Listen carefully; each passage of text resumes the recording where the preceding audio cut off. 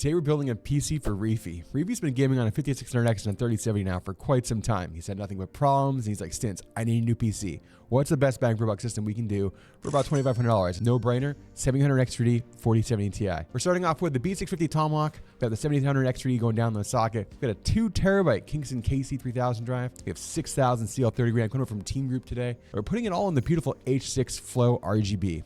On top of that, we're putting the new Galahad 2 in there as well with the beautiful RGB fans. We've got a 4070 Ti coming from MSI and the Gaming X Slim. Let me know what you think down below in the comments. 3, 2, 1.